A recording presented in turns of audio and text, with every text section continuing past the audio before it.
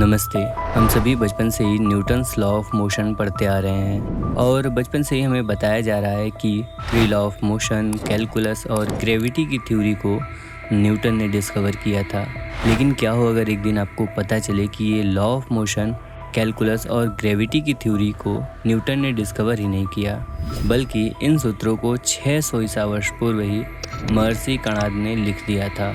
ये मैं नहीं कह रहा हूँ, ऐसा कहना है American journal of engineering research का, और इसे इंग्लैंड के प्रसिद्ध मैनचेस्टर यूनिवर्सिटी ने भी कंफर्म कर दिया है, जहाँ उन्होंने बताया है कि कहीं न कहीं न्यूटन ने कैलकुलस और ग्रेविटी की थ्योरी भारतीय किताबों से ही ली थी और इसे बाकायदा उन्होंने अपनी वेबसाइट पर डाला है।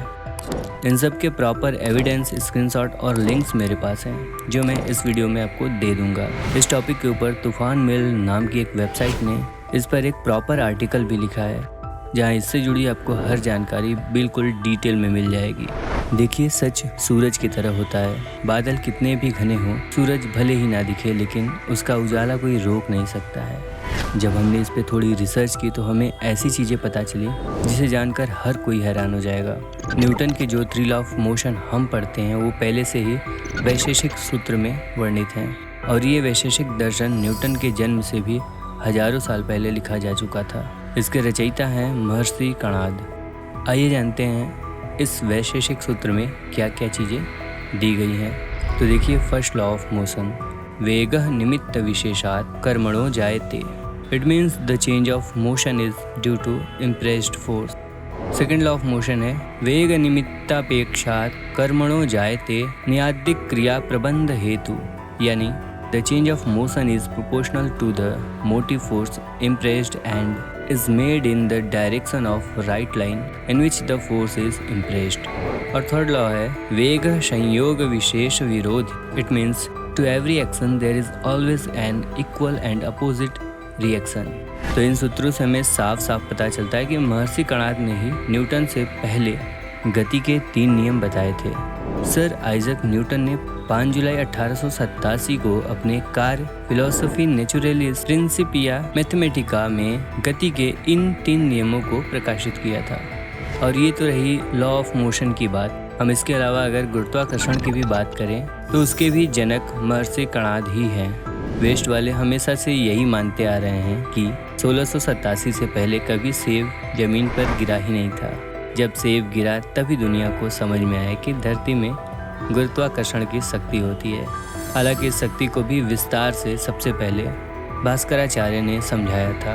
उपरोक्त संस्कृत सूत्र न्यूटन के 913 वर्ष पूर्व अर्थात ईसा से लगभग 600 वर्ष पूर्व लिखा गया था।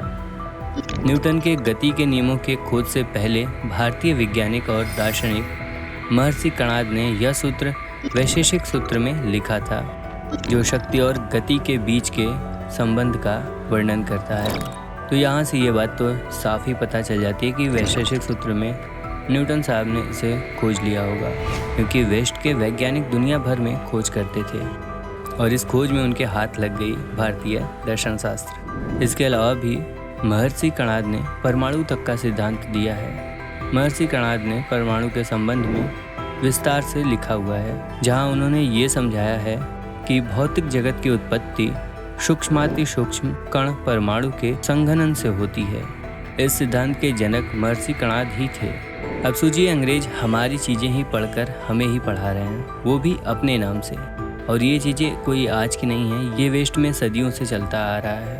अभी हाल ही में तुलसी के पौधों पर वेस्ट वालों ने पेटेंट करा लिया और भी कई सारी चीज़ों को उन्होंने पेटेंट करा लिया। हमारे यहाँ गांव देहात में पत्तलों पे खाना खाया जाता था, उसे भी ऑर्गेनिक प्लेट्स कप्स के नाम से पेटेंट करा लिया। तो ये इस सीरीज़ की पहली वीडियो है। अगर आप लोगों का सपोर्ट मिला तो ऐसी और ढेर सारी जानकारियाँ आपसे शेयर करने का प्रयास करूँगा।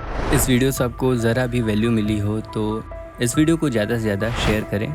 वीडियो पसंद आई हो तो लाइक करें, और इससे रिलेटेड आपके मन में कुछ भी चल रहा हो तो नीचे कमेंट में हमें ज़रूर बताएं, हमें बहुत अच्छा लगेगा। इस वीडियो को अपना समय देने के लिए आपका बहुत बहुत धन्यवाद। शुभ दिन।